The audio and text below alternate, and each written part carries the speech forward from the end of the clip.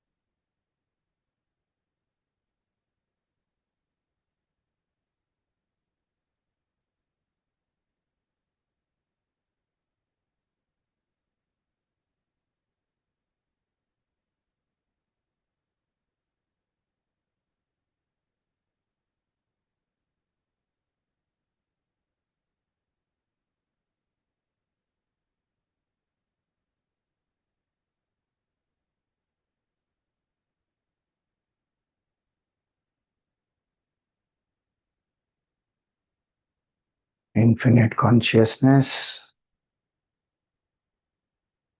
is the nature of Bhagavan Shiva.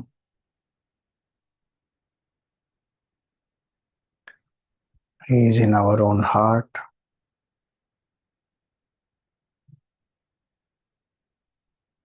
Every minute I feel I am.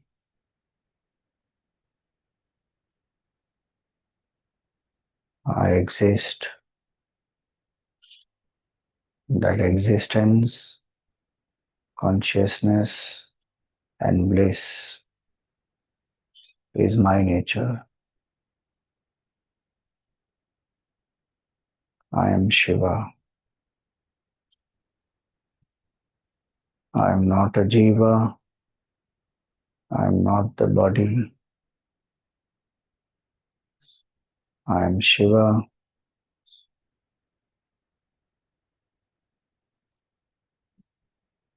who is peaceful,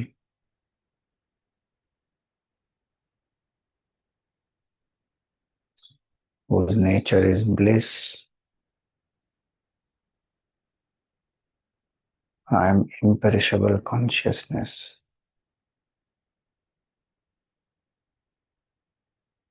indescribable.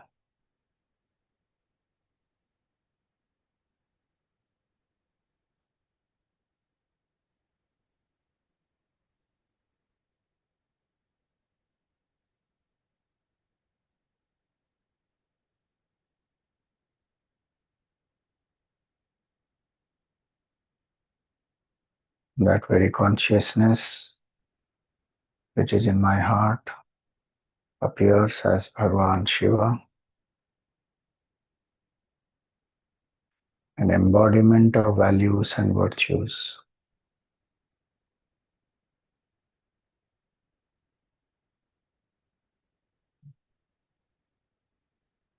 May I imbibe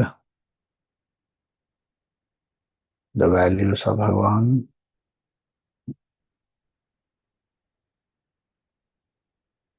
his fearlessness, detachment, equanimity, balance.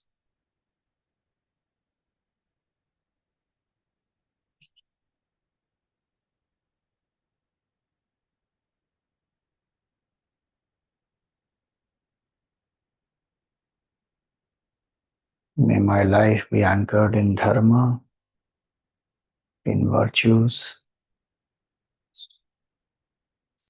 May I never compromise from dharma. May I live these values uncompromisingly.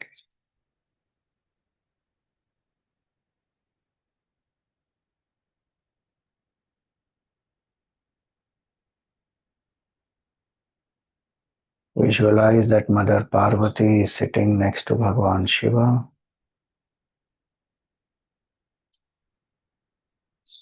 Brahmaji, Vishnu Bhagavan, all the devatas,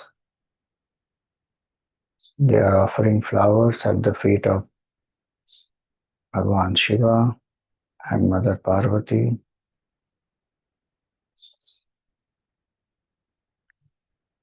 There is a linga in front of Bhagavan Shiva and Mother Parvati.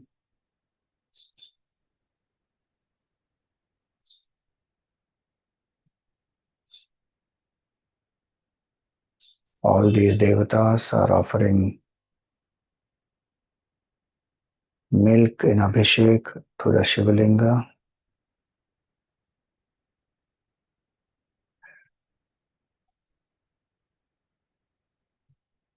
Feel that you are also worshipping Bhagavan amidst all of them.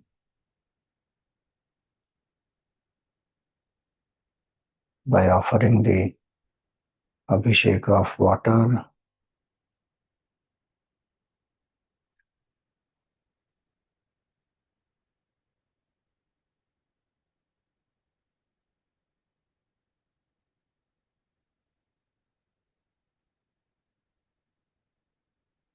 Just as the milk and the water pervade the linga, may our mind be pervaded by Bhagavan.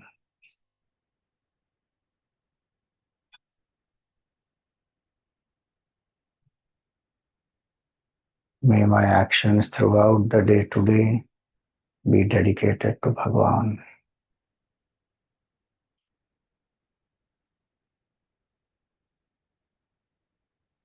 May my mind have positive thoughts.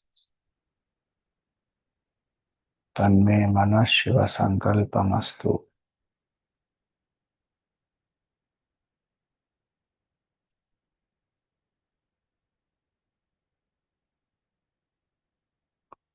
Offer some flowers on the Shivalinga. Perform a pradakshina of Bhagavan.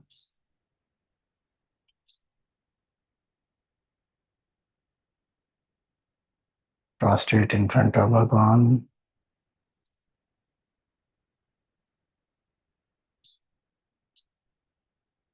Take the milk and water offered in Abhisheka as prasad and consume a little bit of it.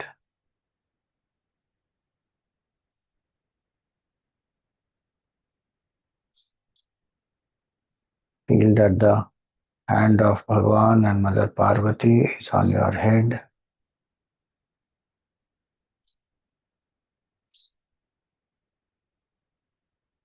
And their grace pervades your being.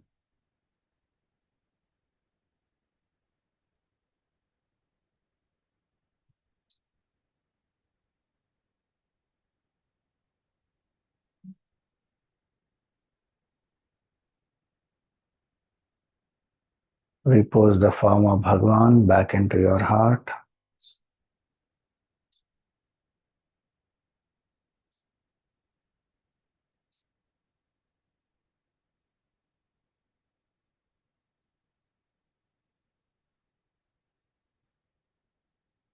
Be aware of your breath.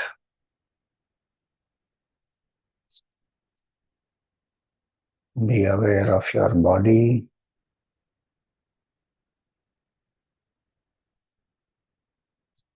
Be aware of the happenings around you.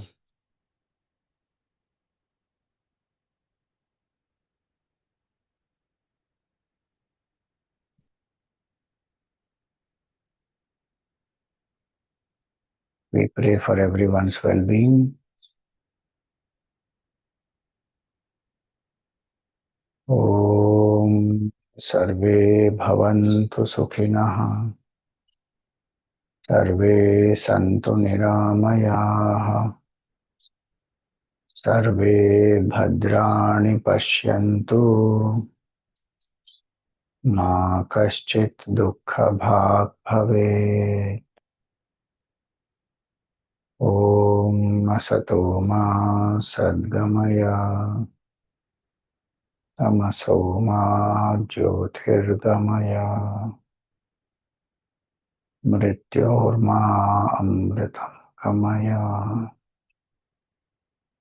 Om Purnamada Purnamidam Purnat Purnamudachyate Purnasya Purnamadaya Purnameva Vashishyate.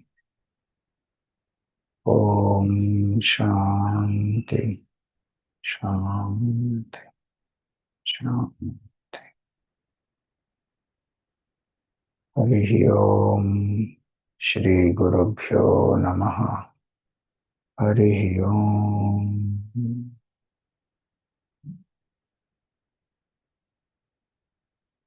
Rub your palms, place them on the face, and gently open the eyes.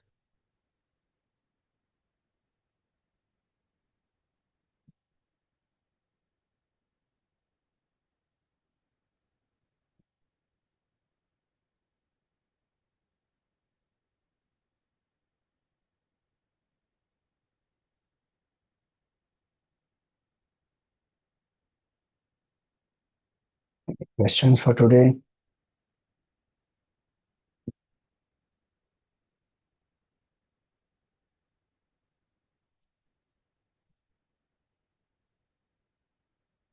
Yes. Pranam Swamiji. If you could repeat that bhog, bhogya and bhokta. Bhokta are we the people who consume it. The other two bhog is the prasad. No? Okay. Bhog is the experience of connecting with the bhogya. Bhogya means the object. Okay. Bhokta is the enjoyer. And the connection between the enjoyer and the object, the experience, is bhoga. Okay. Kaivalya Upanishad mantra it is. Thank you. From where can we read the qualities of Shiva? So you can read about qualities of Bhagavan Shiva through the Shiva Puran, through the Leelas of Bhagavan. The form also is described. Then there are various articles, like if you see Gurudev's article will be there on Bhagavan Shiva, the symbolism. There's a whole book called The Art of God Symbolism. In that articles are there about various forms of Bhagavan, including Ganeshji and Devi and like that. The symbolism of the form, so the values are conveyed through the form. Symbolism in Hinduism, art of God symbolism. These are two quality. These are two books.